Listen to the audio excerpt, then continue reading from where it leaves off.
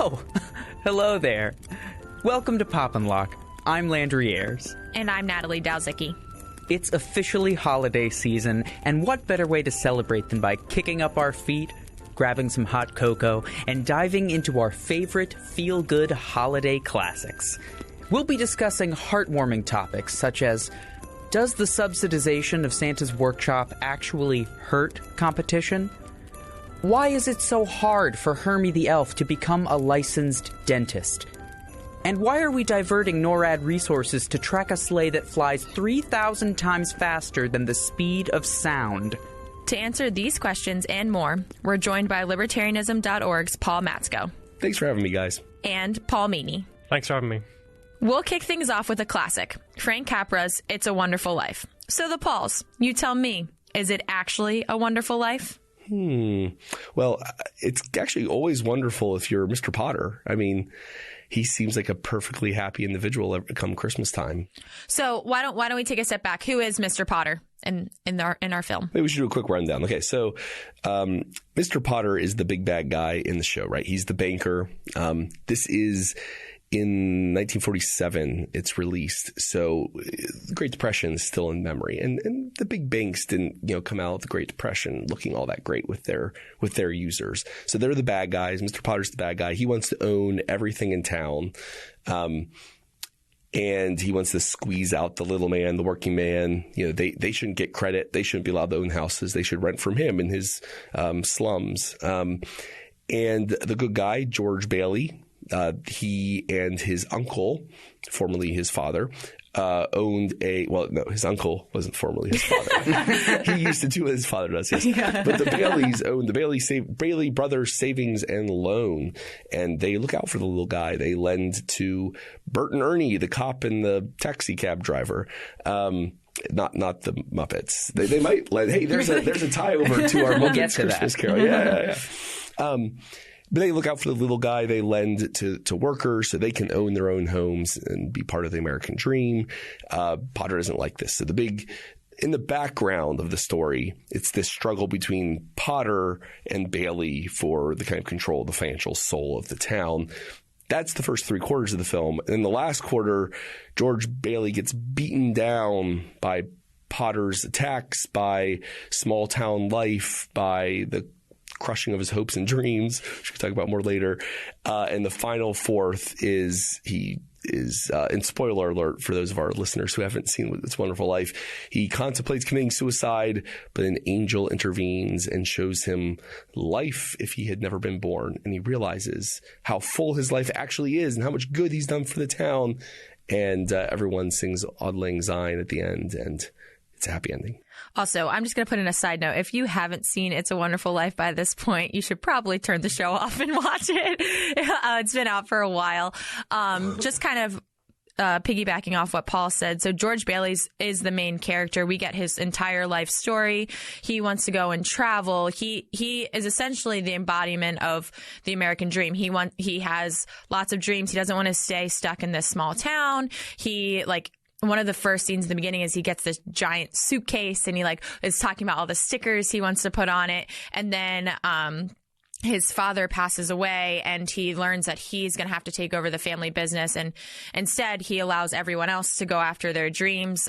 So his brother doesn't have to stay home to take care of the business. His brother actually ends up going off to war. But it's kind of a story about either mixed reviews. It's either a story about someone being selfless and allowing everyone else to travel to go after their dreams, to travel, etc., or it's a story about just giving up on your dreams.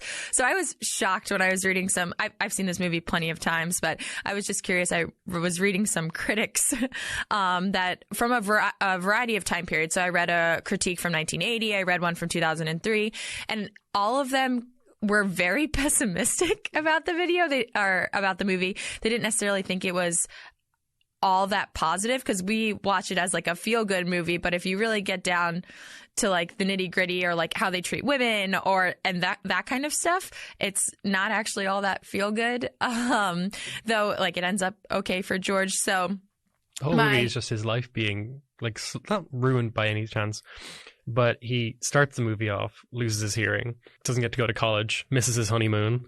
Like every time something good is going for him in his life, something goes wrong and he takes responsibility and helps people out. So, well, the problem is we are Sam Wainwrights. All of us here in this room. So his perspective and the moral of the story, which is supposed to be for people like him, falls flat on us to some extent. So, but what I mean by that is Sam Wainwright in the film is a bit character. He's like a friend of George's who he does all the things George wishes he would have done. He goes off, kind of sees the world. He's a big city guy. He gets rich in plastics. It just a couple times it cracks me up at the time. They're like, I told George you could have gotten in on the ground floor of plastics. But in a sense, today he would be like a tech person, a tech entrepreneur, or someone who goes to the big city gets a law degree and is a high-powered attorney right. So Sam Wainwright is the cosmopolitan that gets out of the small town, has a high-flying, well-off, seemingly very happy life. George Bailey's the one who stays in his small town. I kind of imagine this is like small town Ohio. I have no reason to believe that Bedford Falls is in Ohio, but that's like my mental image. But he stays at home. He's the good son, doesn't go off and get an advanced education. He doesn't, get to travel the world and become a National Geographic explorer like he imagines as a kid. He doesn't make $1 million by the time he's 30. So all of that, like, those of us here in this room made the opposite choice. We left Texas or South Carolina or Ireland or right, like, and moved to the city. We are Sam Wainwright. So it kind of makes sense that it feels a little bit off, that something about his life choices wouldn't resonate with us. So I don't know. Do you feel like a Sam Wainwright? At times, I certainly do. When you brought up the question of like he represents this American dream, to me it raises the question like at what point does he represent the American dream, and what does that, when you identify as like, oh, that's what it is, what does that say about what you think the American dream is? Is it sacrificing yourself for others and building a community. And in that case, I think he sort of ends up with the American dream and through all that struggle. Or is it that he, tries to pull himself up by his bootstraps and be self-sufficient throughout a struggle, which is very much like this myth of the self-made man, and myth not in the fake sense, but in the sort of like larger like story we tell ourselves as our nation? Or is it the idea that he's like someone who wants to go out and see the world and be this sort of like he's not a cowboy straight going out west, but he has that kind of rugged individualism, and I think where you identify what you see as the American dream really comes through in sort of what you pick up as where was the point in his story that you see him, lose what his goal was. So I thought that was really interesting for you to bring up there. Yeah, I was going to even have a follow-up question about what do we individually think that this movie is saying about the American dream? Because to me, like when I think American dream, I think immigrant. I think that they're coming over with nothing. They're, like Landry just said, pulling themselves up by their bootstraps. That kind of sentiment. But that's not what I see in George Bailey. Like they have a small family business or closely family run business. He's not necessarily left with nothing. And in the event that he is, it's due to an error from someone's family. His uncle, I'm blanking on his uncle's first name, but Uncle Billy like accidentally gives the money to Mr. Potter in his newspaper. We all have an Uncle Billy, don't we? So then I guess like in theory, George Bailey then has nothing and then has to like overcome that error. But like then again, that's not really like a rags to riches type story. I think that's just like, that's like an unfortunate event that happened in his life.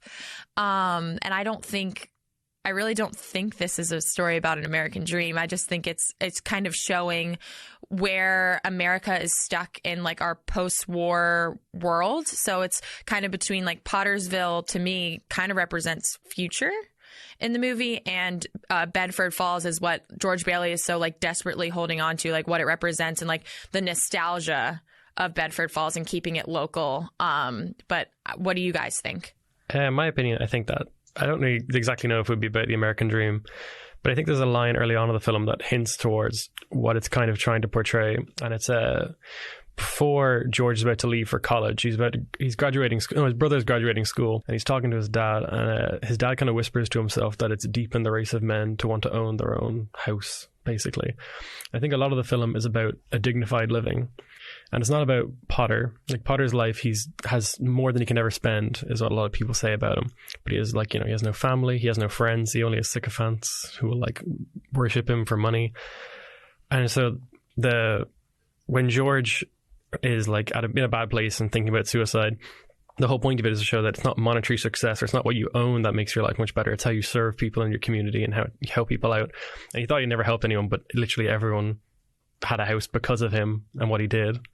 And so I think that's what the movie's kind of about, is that he helped other people have a dignified life and a dignified life himself. And it's not a bad thing to not be a massive financial success at all turns. You don't have to live this adventurous, crazy, amazing life. You can have a good, quiet, happy life. So ultimately, he fulfills his father's kind of vision for the good life. In the end, I like that as a thesis statement for what's the moral of this film. We're gonna have my dad say it right before he croaks with a stroke. Yeah, and it's also the idea of Potter is that it's not just renting property is a bad thing. It's that he wants to keep people at his will, and he'll always have some sort of power over them, and that's the problem. But everyone else has some sort of level of independence because of George, and because George isn't cruel like that. It definitely fits in. Here's where it does tie, I think, into a vision of the American dream, but it's bigger than that. It's not just, because these questions of what is the good life are very old. But that sense of people should be smallholders, or in the old world sense, freeholders. They should own their own fee simple property, farm their own little plot, have their own space on God's green earth that is theirs inviolably. This rejection of the idea of a rentier class, the people who rent out land. So, of course, in an Irish context, that's very old, dealing with these English landlords, these Potters, classic English surname, renting out land to the poor Irish and keeping them in, serfdom, essentially. So it's kind of a rejection. It is that vision of in an American context, that is very Jeffersonian, yeoman farmers. It's even, we had this discussion on Free Thoughts about Josh Hawley's vision of Epicurean liberalism, which is a rejection of the Sam Wainwright cosmopolitan vision of the good life, and the affirmation of the small freeholders owning their own plot in small town virtues across America vision. So that is a very American, historical theme, but a broader, deeper philosophical concept. So in that sense, we do see that here. The other bit, though, I think where we do have some of that American dream being affirmed here is the immigration angle. So Frank Capra is a first-generation Italian immigrant. He comes over, he is dirt poor, scrabbles his way up through the Italian ghetto of Los Angeles. And to be Italian in America in the 1910s and 20s like he was to be... The contemporary corollary would be to be Mexican in America today, facing lots of prejudice, lots of nativism, lots of, just oppression because of your ethnicity. And so people didn't like it. This is the time of the second Ku Klux Klan when he's coming of age, who don't want these Southern Europeans and Eastern Europeans coming over and immigrating because they can't be fully American. They can't be fully integrated. And you know what? They're not even really white. In fact, if you look at political cartoons from the time, especially people from southern Italy, like Capra, Sicilians, or Nepalese, were considered not white, like Northern Italians. Northern Italians, okay, they're okay, but Southern Italians, oh no. I mean, because they intermarried with the Moors and when the Muslims, it's a whole complicated. There was a character as well who was Italian, Martini, right? Yeah, yeah, and he eventually gets his own home as well. He used to live in one of Potter's shacks, and then he moves out eventually and has his own home. And there's a big speech about.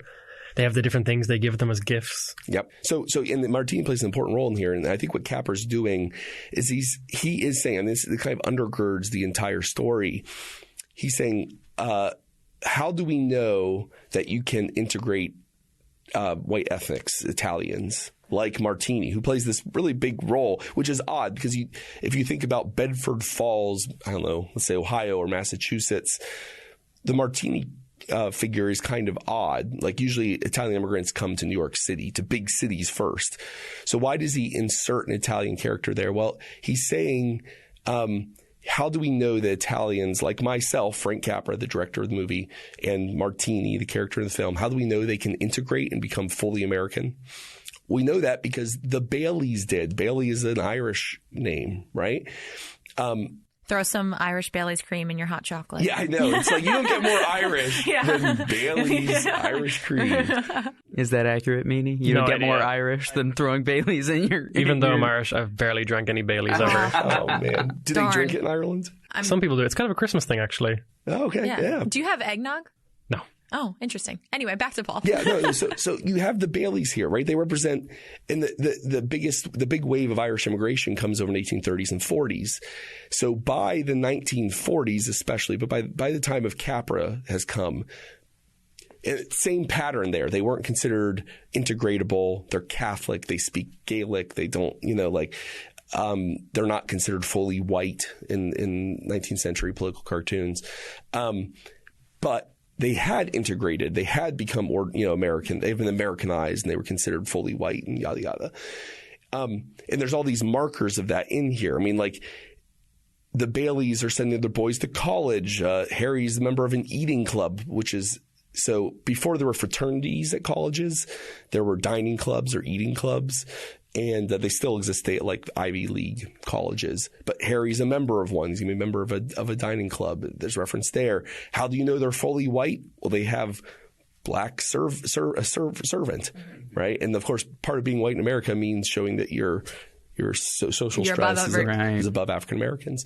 So Capra makes these decisions to show that the Baileys had become respectable pillars of the community, and now they could give an arm up to the next wave of immigrants, your Martinis and the like. One weird thing about the story, though, is that normally you talk about American Dream, it's rags to riches, but in this story, it's actually like riches to rags. Mm-hmm. His dad's house seems much better than his, and he eventually moves into a worse house, and he has way less money. At one point, I was looking up how much money he earned a week. I tried to translate it in inflation, because it was $145 a week, I think, something like that. And then Potter's talking about him, like, oh, and you have a kid, you only have $10 a week to save, and you have another kid, you'll have nothing left. So he wasn't even earning very much. And he comes home and complains about his house the entire time when he has that bad day. Definitely doesn't make like the DIY movement look very like the horrors of trying to fix up that big old drafty mansion. Yeah. What's the thing on the stairs he keeps trying to whatever that's what's called. That called? Oh, it's like part of the rail, right? The banister. It's like, yeah, it's part of the banister that always falls off. Yeah. Well, I also thought, so like going back to what we were saying about home ownership too, I think it's interesting that throughout the film, like a lot that we see is about either owning a house or fixing up a house or creating a neighborhood or slums. That is a common theme throughout the movie. And I think it starts with the raggedy house, and that's where they got engaged, right? That's where they first went. She wished she threw where they fell in love. The house and broke it. Had her something wish. like that. And then he bought the house. A big romantic gesture, but here we are. A bit presumptuous. Yeah, but. So here we are with this old raggedy house, and he always makes comments coming back to it too. And then when he goes to work and the savings and loan, he's one of those people that trusts that he's going to give out a loan that maybe someone can't afford now for their house or for their home, but will afford at some point. So he's very trusting in a sense that's almost not great. Well, he knows people personally. There's a point where I think it's Potter's talking about the taxi driver. I forget his name now, but he's saying, how will he ever pay this loan back? And it's like, well, he just had a bad day or a bad week, and he'll pay back eventually, and he always does. And like, I can vouch for his character. So he knows everyone in the town, so he can act like that. But Potter doesn't. Like, Potter has no friends, no family, so he can't trust people the same way George does. Yeah, it is this kind of rejection of it's not a full-blown rejection of capitalism per se. It's faceless capitalism, they don't like. Yeah, it's kind of it's a particular vision of again, it goes back to that smallholder, small town where everyone, you can vouch for their character, and a rejection of big capitalist institutions that are faceless and nameless. Of course, there's a plus and a minus to this. Like, I can't imagine if I were on the board of directors of a bank and the person who has fiduciary responsibility for making sure that the bank stays solvent is like, yeah, I gave a loan to him because he's a friend and I'll vouch for him. And, and like has his literal uncle. I mean, it's like reverse nepotism because Nepos is nephew. Reverse nepotism. You have your uncle who's clearly incompetent. Uncle Billy should be nowhere. He should be barred from being within 100 feet. And he has the bird in the bank as well. He has the bird in the bank. And he has a squirrel in his house. He's very eccentric. A bird in the bank is worth 2 in the bush. So that's right. But it's like a vision of I'm not so convinced. Like, so obviously Potter's framed as the bad guy, but you think about what depersonalized institutions actually can do. So this vision of like the small town life where you know everyone and everyone gets along and pulls together at the savings and loan, that sounds all well and good. But imagine if you grew up in Bedford Falls and you weren't white. Yep. Or you weren't the right kind of immigrant who wanted to integrate, or you were a woman trying to start her own business, or you were black, or you were gay, or like small town life, that kind of dense network of I'll give you options, I'll lend to you, I'll let you go to college if you fit in. That sounds great as long as you're someone who can fit in. It's very easy to forget when you watch it. Yeah. It's so glamour and glitzy. You're like, oh, it's so great. The 40s sound great. Then you realize, except for everyone else. But Potter, ironically, if he was not framed as like always being this cackling bad guy, that vision means we don't care if you're gay or you're black or you're white or you're Christian or Catholic or whatever. We'll lend to you if you're like that actually can be freeing for the very people who find Bedford Falls stultifying otherwise. Well, I also thought it was interesting because throughout the film we see very little minority characters. So we see. Well, we have there are females in the story, but they don't really have a lot other than being like homemakers, or in George's alternate universe, she's a librarian who apparently makes nothing of her life when she doesn't have George Bailey. A movie from the 40s with shallow female characters? Who's the girl who fancies George at the beginning? The blonde girl. The blonde girl with the curly hair, right? Violet. Violet. She goes off to work in New York. That's as close as we get to female empowerment. Yeah, but his wife essentially like. The movie literally says his wife could not have a life without him because she comes like some like raggedy librarian and just is like waiting around for her Prince Charming, which like is BS. But besides the point, the other thing I was just thinking, I forgot about the part when there's a run on the bank, which like none of us thankfully have experience, but there was a run on the bank and he had like $3 left, or whenever he was giving out. Yeah, he had $2 left. That will procreate eventually. Yeah, which was his honeymoon fund. He has $2 left that he's giving out to people, and the last person he gave it to was an old female. I'm blanking on her name right now, but I also thought that was interesting that they did throw some female characters in there, probably just as fillers, because I mean, most of the women portrayed in this movie are very ditzy and can't have a life without their husband. And well, there is I think the representation of women, I mean, that it really is so striking, that final scene, like, and also the horror. Anyone who's worked for a library would be like, the horror, the worst thing you can imagine. Life without a man means being a librarian. But the role of race in the film, while it's kind of minor, it is there. Like you have, I counted 3 kind of black characters in the film. The absence of it says a lot about it. But you have Annie, who's the hired help, who they casually sexually harass, swats her on the rear end. You have a black couple on the town laughing at George Bailey when he was kind of this romantic vision to Violet. So part of the nightlife scene, which is disapproved of in the film. And then tellingly, you have a black piano player in the alternate version of the Pottersville bar. So, like, this is part of that whole immigrant framing, but there's the good immigrant and the bad immigrant. Yep. That's going on. The good immigrant, runs a bar, Martini's runs a bar, but makes sure people don't drink too much. He's very responsible, playing traditional Italian music in the background. The bad version of the immigrant bar, Nick's bar, has a black piano player playing jazz. And that's one of the things that in the 1940s, white folk would have heard jazz playing and been like, oh, black people, jazz, bad. Do you remember how Nick describes the bar? No, how does he describe it? He starts talking, and Clarence starts talking, the guardian angel of George starts talking to him, and eventually he just says, this is a bar for hard liquor to get people drunk fast and nothing else. Yeah, that's right, yeah. Well, it's also very telling of the time, too, how they treat alcohol in this film. So, like, it's insinuated that no one should be drinking and that they're like very anti-alcohol, which like this isn't too far away from prohibition, but it's very frowned upon. Like just like the quote you were just saying, it's very frowned upon. And like because George is like stumbling drunk in his alternate universe, and comes up across the pharmacist that he ended up saving his job, but since he was never born, the pharmacist was like a drunk and had gone to jail for 10 years because he ended up killing his son. Killing his son with the medicine that George had found, the incorrect medicine. But I think it's very interesting just because when we watch it, we're like, we might not pick up on those subtleties because alcohol is like a normal part of our lives. But back then it was like everyone agreed that alcohol was more of like promiscuous, so to speak. Or And whenever you drink, it's only hard liquor. Yeah. No one ever drinks like a beer or something. It's always like a double bourbon is what he orders in the bar. Yeah. I think the most important question that we could ask ourselves, though, about It's a Wonderful Life is it even a Christmas movie? And I don't think so. In this essay, I will. So the movie is 2 hours and 15 minutes long. If you watch it on TV, it'll take you half the day with commercials around that time of year.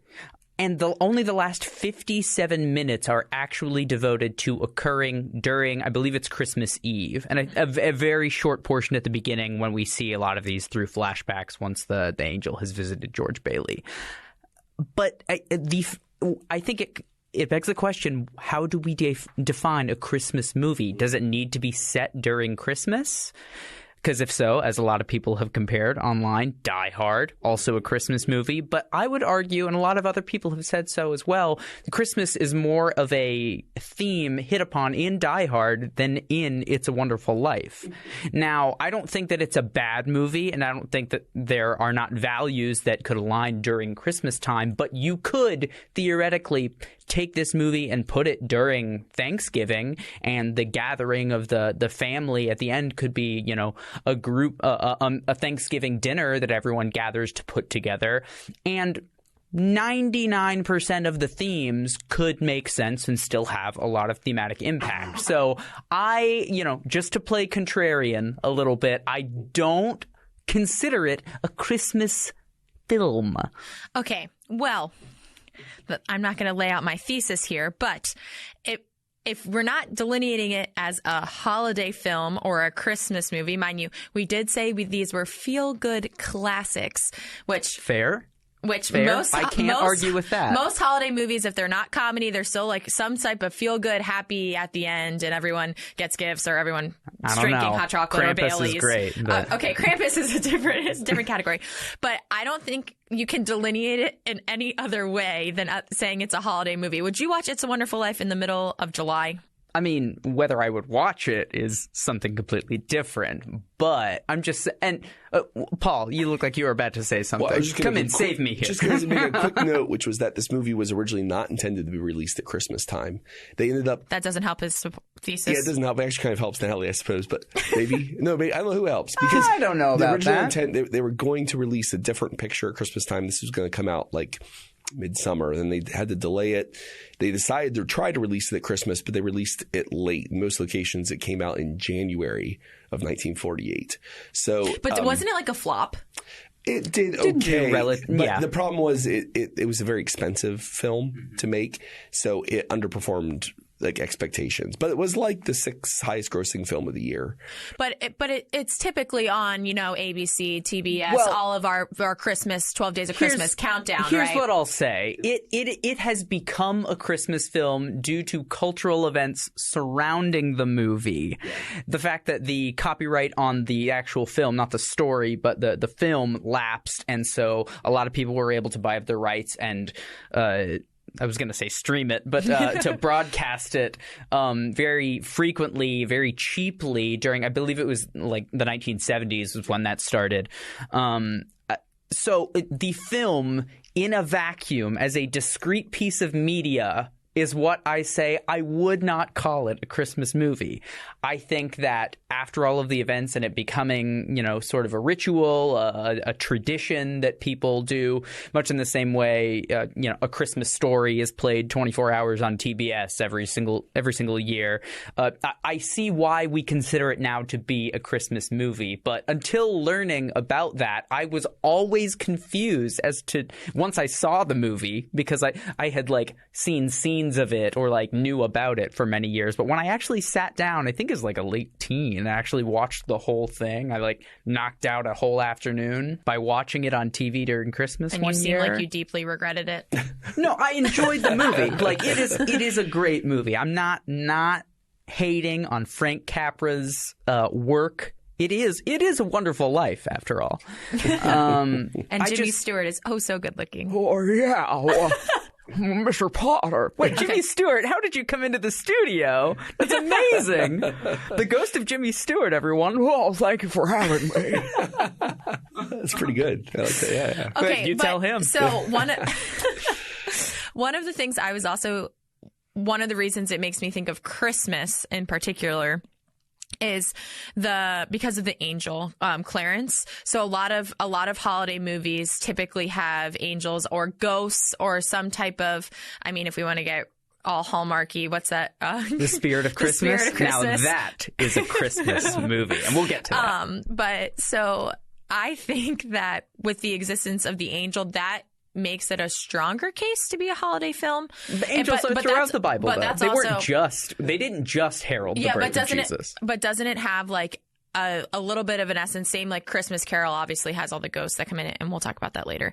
But I think that kind of ties in the holiday season a bit more. Though, as Paul said earlier, that was only a quarter of the movie, right? That wasn't actually, angels weren't a bigger part of the movie. Though I'm not seceding to you right now. Angels second class as well. It's true. Yeah. All right. Well, you tell us what you think.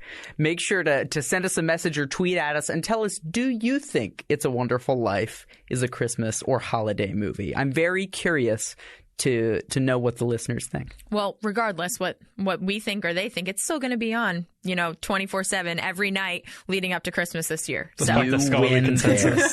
Yes. All right, so the next movie we wanted to cover was A Christmas Carol. Excuse me, Natalie. I would just like to clarify. We are discussing the Muppets Christmas Carol. Because there's only been 30 renditions of A Christmas Carol. Yeah, but none of them have involved Henson-esque puppets, and everybody loves puppets. Yeah, it makes the story 10 times better. It's true. When you've got Gonzo and Rizzo the Rat narrating, acting as a Greek chorus for Dickens' classic, I think it really elevates it to another level. Does everybody... So I have this theory that puppets...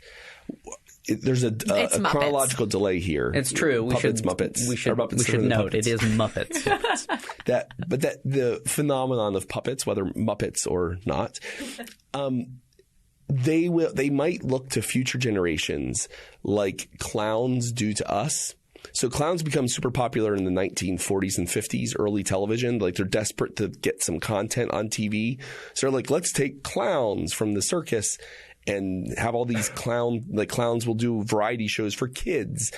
But the problem, and that went pretty well for young boomers who fondly remember these clown shows they literally grew up with.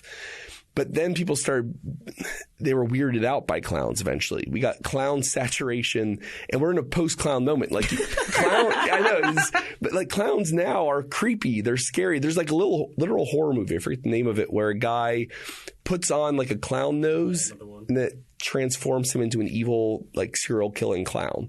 So not quite Krampus. Not quite Krampus. Or it is a clown. Oh, yeah. It is a clown. It is a clown. Yeah. You can't have a non-ironic clown as a good, wholesome, it sounds bizarre, but imagine if all the late night shows were hosted by clowns. That's how big of a deal they were in the 50s.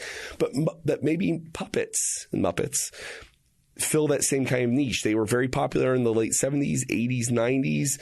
They've tailed off a bit recently, though maybe a bit of a revival, but will in 30 years. Yeah. With CGI and animation sort of filling a void, I think now that it's especially cheaper and cheaper to produce, and that's the kind of like children's content that we want, because it's sort of, it can be fantastical and everything. I wonder if that will sort of move on and take the place that Muppets and Puppets did. I hope that we have a creepy Muppet scare, like how clowns come back every few years, and they're like, a clown was stalking children. But it's kind of hard to be scary when they're 2 foot tall. Well, that's why I'm hoping, is it's like you're seeing like a Gonzo the Grouch Muppet leapt out and scared a couple while walking down the sidewalk in Cedar Rapids. There'll be a horror movie 30 years from now where Jim Henson, the puppet, it goes around and stabs people. The Puppet Master in theaters this Halloween. Yeah, right. I'm rolling my eyes at all of you. So, getting back on topic, I think, Natalie, this is a good question. You seem tired of you mentioned 30 different renditions. Are you tired of Christmas Carol? I'm not tired of it. I mean, it's a classic. I am going to admit that I've actually never read the story. Mid-1800s, right? Like 1850 something or 40 something. It's 1800s. It's right after the Poor Laws of 1834. That's how I know. Of course, yes. I can give you the context. You don't know the big context. So, Thomas Robert Malthus was a economist and thinker, wrote an essay on principle of population, and he talked about how the growth of the human race is what he calls geometric, we might call exponential. So we grow in like 2, then 4, then 8, then 16, then 32. But he said food production, or like the growth of food surplus, I guess you might call it, that was arithmetic. So he'd say grow by 10, then another 10. So go 10, 20, 30. And so he believed that no matter what, there'd always be too many people eventually. And so whenever we had a surplus of new food, thanks to new production methods, any standard of living that we had, any increase in standard of living would eventually be done in, because exponential growth of the human race would stop it and we'd all go back to subsistence level. It's called the iron law of wages. This sounds very bizarre. But anyway, going on, in 1601, there was the Poor Laws of Elizabethan England, and they talked a lot about how if someone is dying of starvation, well, the government should do something about it and help them survive. But in 1834, influenced by the theories of Robert Malthus and the iron law of wages and how there'd be too many people, the British government decided to get rid of that and have the workhouses instead. And so they said, we'll make workhouses so it's really unattractive to ever go on relief, and so you'll have to work for it. And Charles Dickens, who wrote A Christmas Carol, was very poor growing up, and his father owed £40 for buying bread. And back then you went into the debtor's prison. That's why Scrooge is the bad guy, because his family, everyone, his mom, his sister, and his dad all went to prison while he worked 8 to 13 hour shifts in a factory as a child. So he, for his entire life, was always an advocate of helping out children. He actually, Tiny Timmy probably comes from his experience with disabled children that he wanted to help out and reintegrate.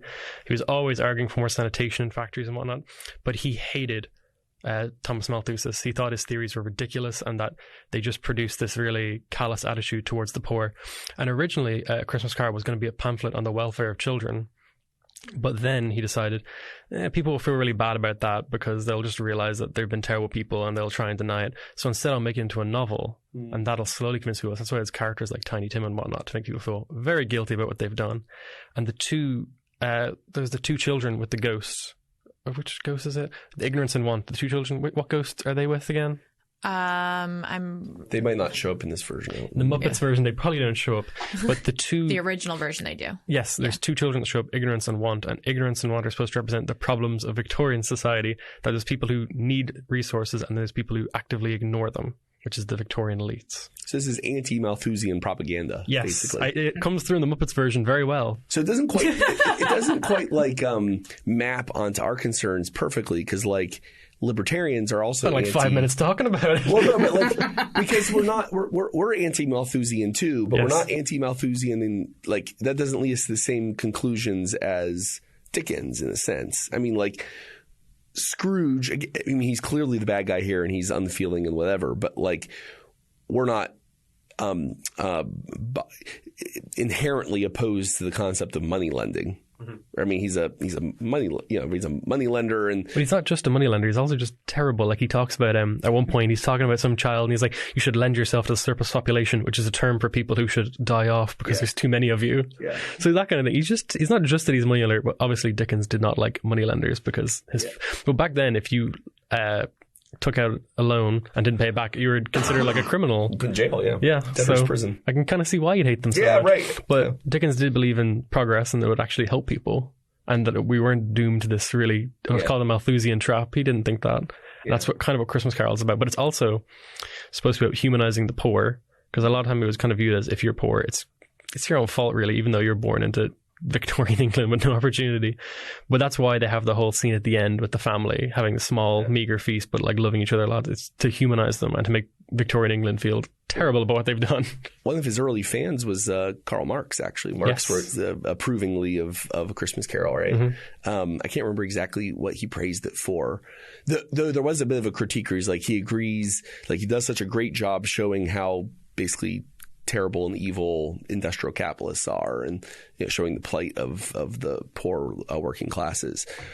But he doesn't offer a systemic like alternative, right? Like, so Dickens doesn't have it then, well, because of this, the Bob Cratchits of the world should, join together, rise up and beat Scrooge with, they grab Tiny Tim's canes and attack him in his home or something like that. Right. So he doesn't offer this. That was one of the sequels I didn't watch. Yeah, that's right. Yeah. Muppet Christmas Carol 2. Muppet Strike Back.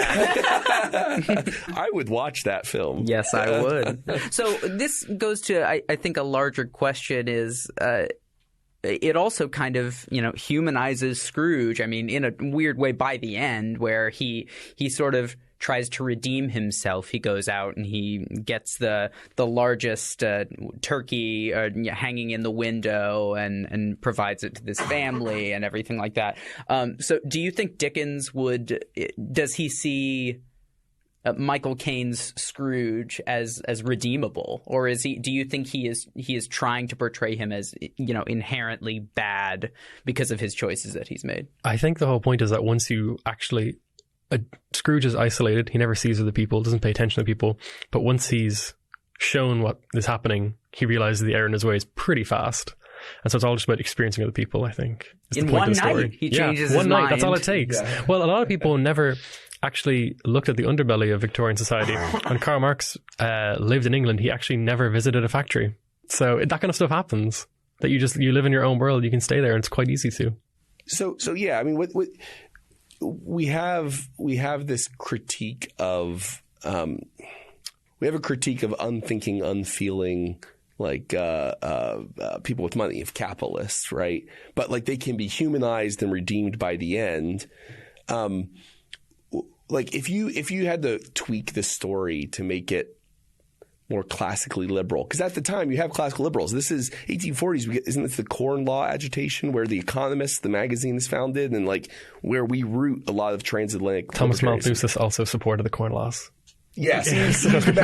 So like in a sense, we are on the side of Dickens in the classically liberal 1830s, 1840s sense, right? Mm-hmm. Like, but how would we tweak the story? If you had to change the story to make it even more classically liberal, how would you do that? More Muppets.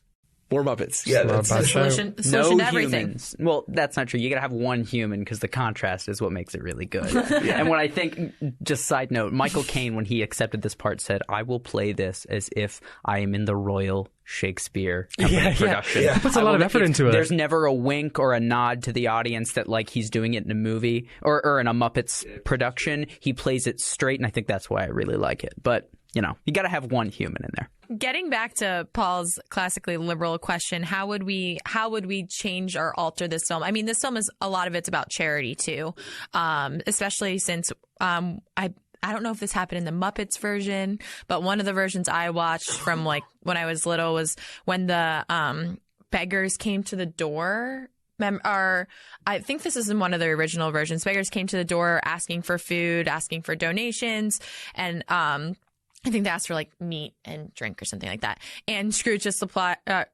replies, "Oh, are there no prisons that are open now?" Which, like, it's something we referred to earlier, but I think charity is a large part of this story.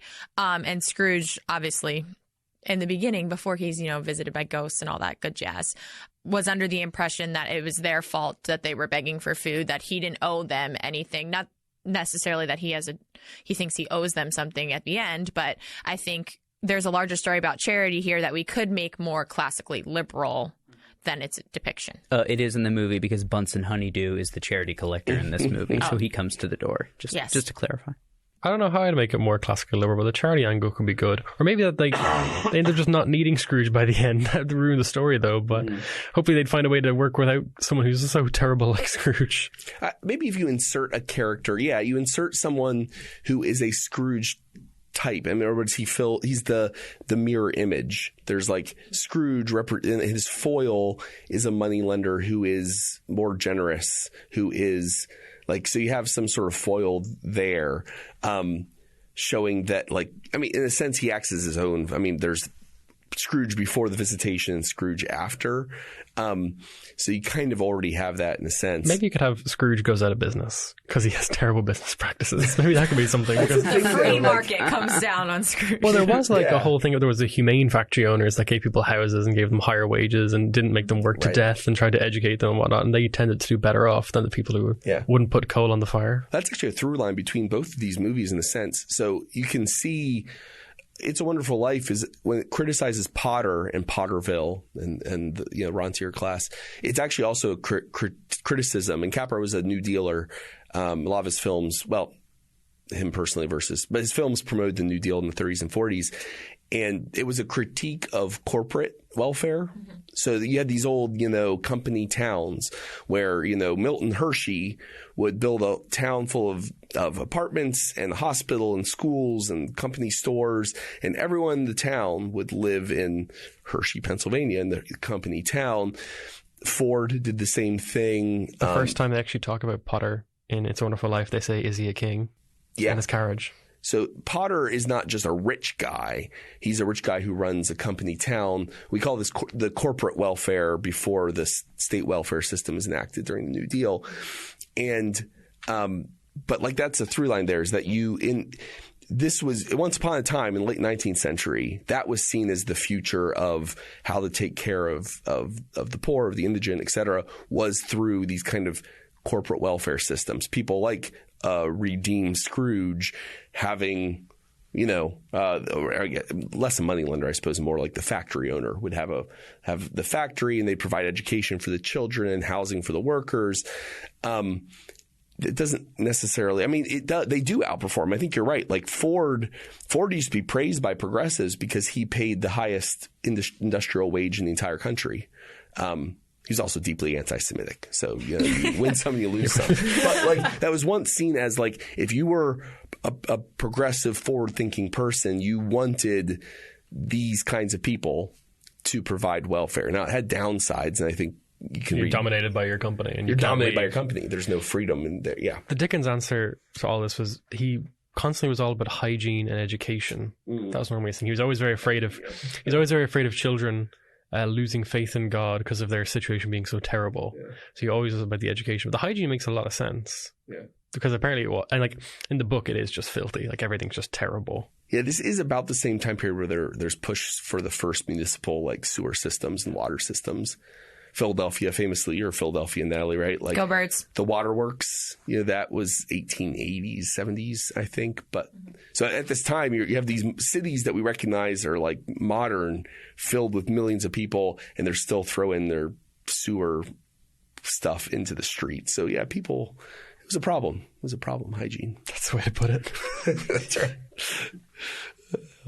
So what, we've been talking a lot about Muppets. We're talking a lot about the Christmas Carol and Dickens. What do you think adding Muppets in really adds to it for you, Landry? Well, it's just adorable, first of all. Anytime you've got humans interacting with Muppets and taking it seriously, I'm just automatically more enraptured. But I don't know. I'm not sure what it is about Muppets as opposed to others. I really just like this version the best because whenever you get the Muppets together, you're going to get big names, too. You've got all the Muppets, all their Muppeteers, and then you get Michael Caine in there. The only thing that would make it better is if it was like, Muppets Take Manhattan or something like that, where it's like we've got cameos the whole time coming in left and right. You want like Justin Bieber to pop in and sing with the Muppets or something? I take my money right here. They got Tim Curry from Muppet Treasure Island. I want to see him in a Muppet. That's my favorite Muppet movie. Because it's the best one. Yeah.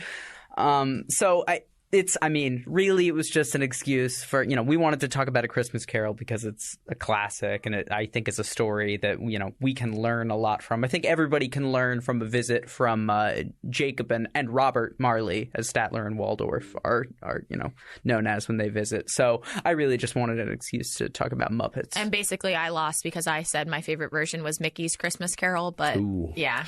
We don't have the money to talk about that. No. So. Disney will come after you. They will come for us. Oh my gosh. Please don't sue us, Jim Henson.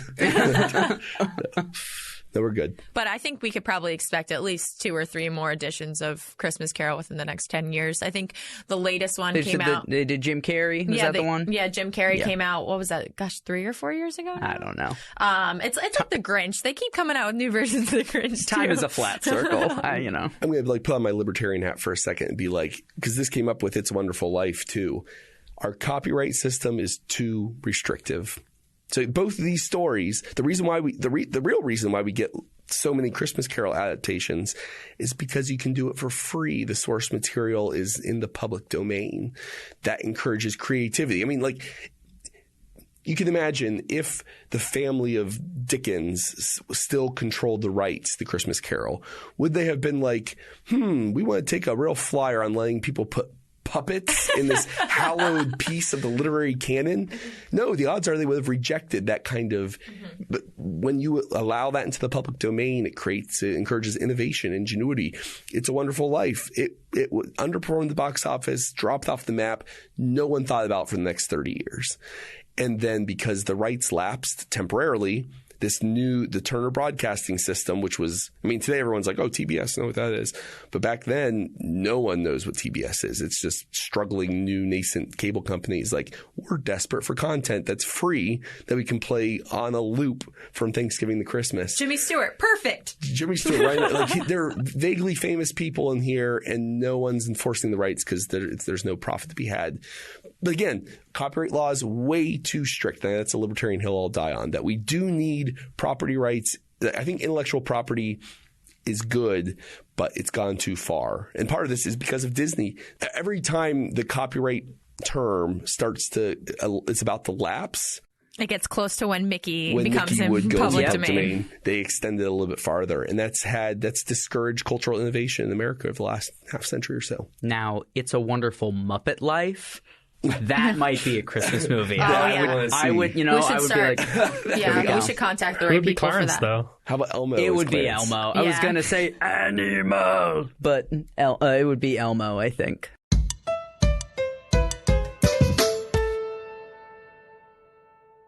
Moving on to our very serious movie, Jingle All the Way, starring Arnold Schwarzenegger. This is a more, comedy, low-key, maybe not well highbrow drama. That's what this is right here. It's like Die Hard. movie. He's not a tumor. All right. Not this Schwarzenegger movie, but I just had to say it. At least we got one Schwarzenegger impression out here. So this is essentially just a story about how Christmas is about material things, right? We have Arnold Schwarzenegger going after Turbo Man, which is the must-have toy. The Tickle Me Elmo or the Cabbage Patch Child of this don't season. Knock down on Cabbage Patch. I had a bunch of those. Okay. So anyway, Turbo Man is like the end-all be-all to Christmas. Your kid is going to be miserable and hate you forever if you don't get it. And I think he's electronic too, right? He makes noises. Oh, and yeah. He is an action figure. It doesn't look that good. That's one weird thing about the film. It doesn't actually look at that. Yeah. Well, so we're gonna turn to Paul Meany here because this is the first time he's watched this film. Never heard of it. He had never heard of it until a few days ago. First impressions, Paul. I was speechless the entire time.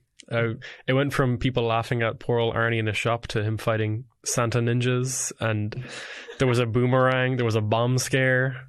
Yes, there is a postal worker who threatens a radio station with a bomb. That wouldn't play so well in the post 9/11. No. It would not. It would not. Also, Sinbad's character originally supposed to be Joe Pesci. Little known fact. Well, my personal favorite scene from the movie was actually when Arnold Schwarzenegger goes to steal the toy from his neighbor's house, and he almost sets the neighbor's house on fire because, like, I don't know, the Christmas tree fell into something, whatever. It's like what's the animal that comes in? It's like a deer or something? Oh, yeah. So he goes outside. Reindeer, I think. He goes outside and starts drinking with the reindeer. That was, I mean... There are so many just classic scenes in this movie. Any of the scenes with Phil Hartman, because he is a gem, and he can any line read from him is great. So I guess, I mean, I don't have children, but there's only one person at this table who does. Paul, would you do this for George? Do what for? Just would I Go through this. Go through this deal. I would have said unequivocally no before I had a child. And then you have a child, and I mean, George is obsessed with Hot Wheels. If I did not give him some Hot Wheels set for Christmas, and thankfully it's not as specific as I want Turbo Man, but I start to understand it. I still don't think I would, but I get the temptation to, like, that's anything else, and the kid's not going to be happy on Christmas, and you want to make your kid happy on Christmas. And of course, in Arnold's situation, there's, strife at home, and he thinks that buying this thing will kind of fix everything, repair his relationship with his son, with his.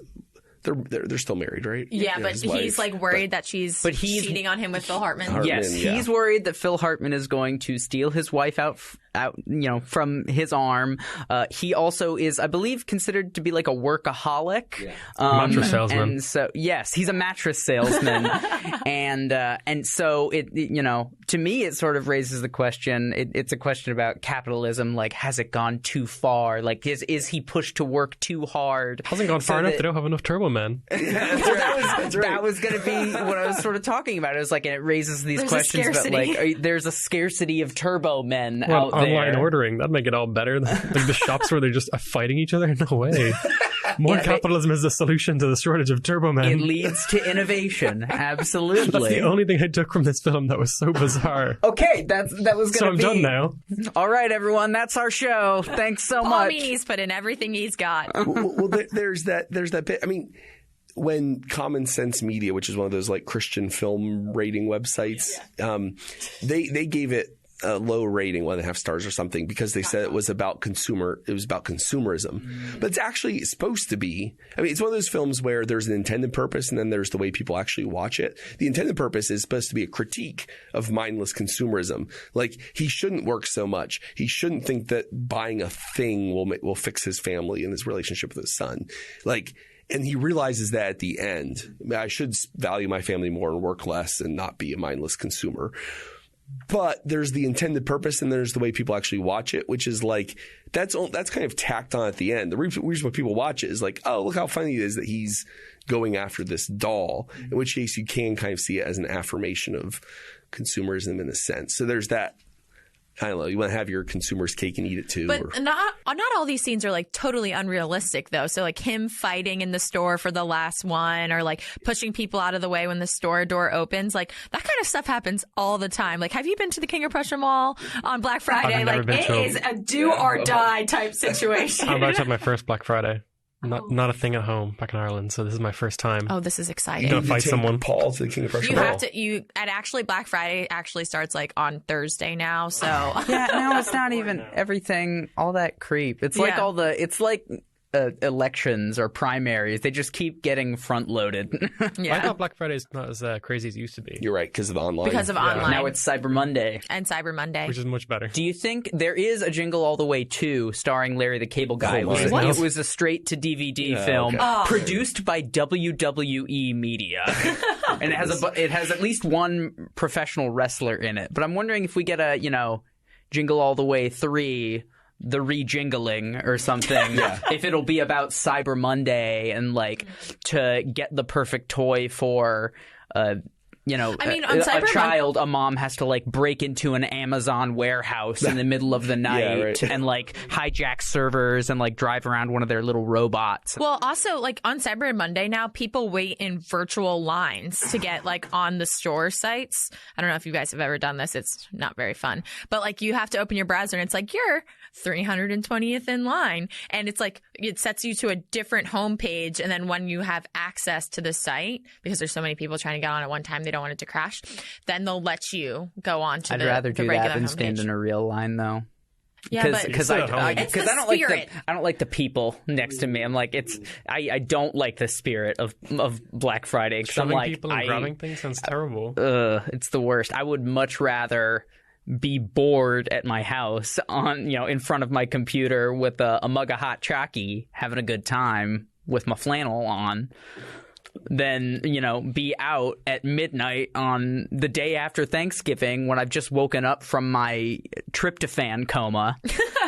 So I think this is one of the cases where, as Paul mentioned, innovation has allowed for us to improve our lives. Okay, as pessimistic as people can be.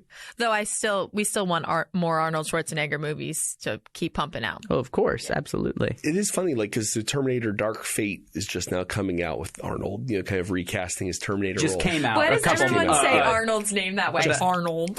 We're on first name basis. Yeah. Arnie. Yeah. You want to say governor instead, governor of California. No. But what's interesting about his little career and big career, I should say. Yes, not a little career, Paul. Pumped career.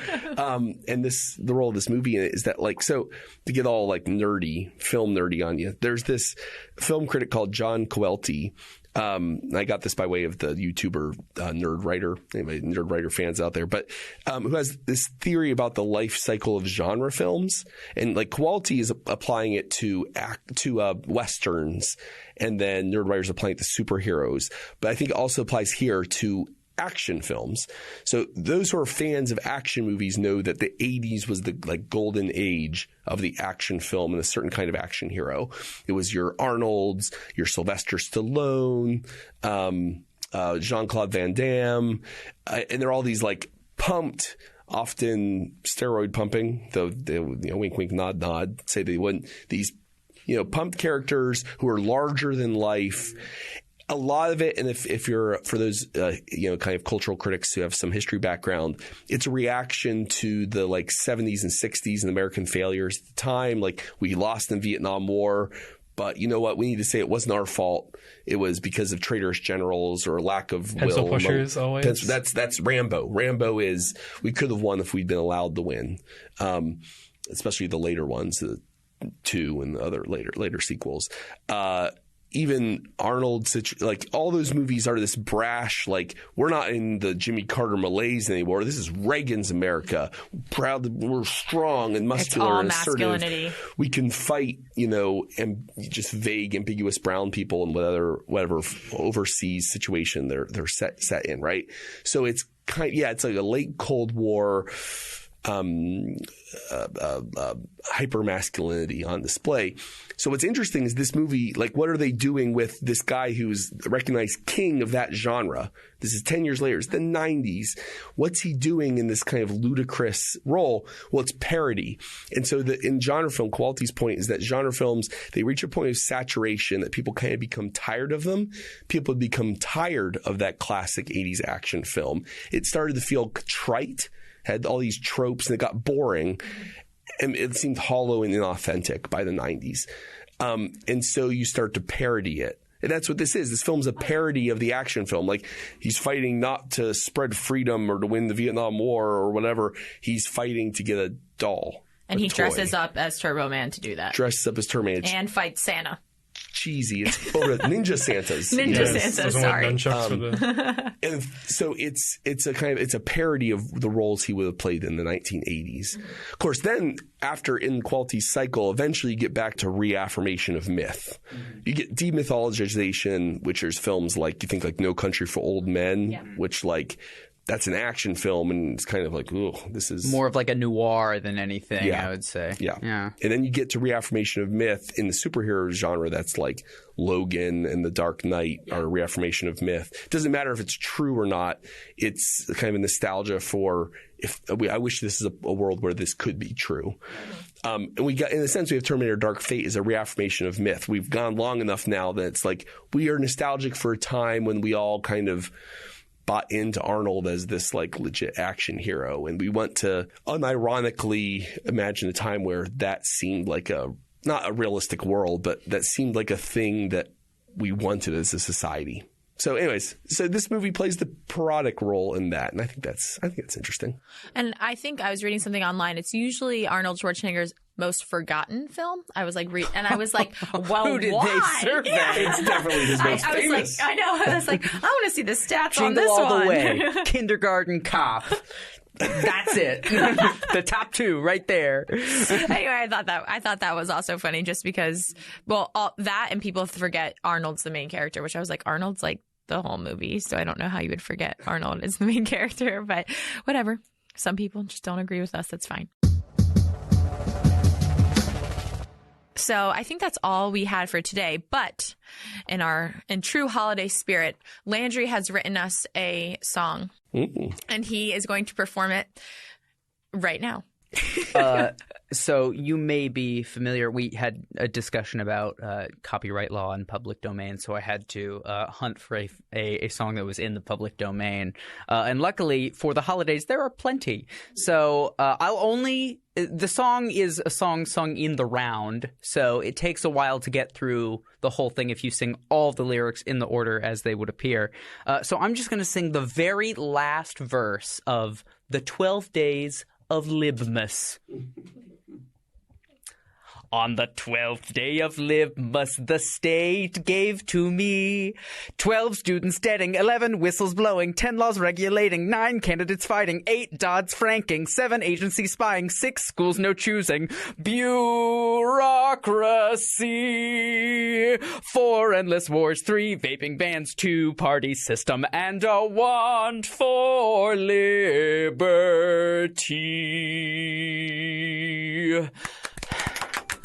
Thank you so much. Whoa. Thanks for listening.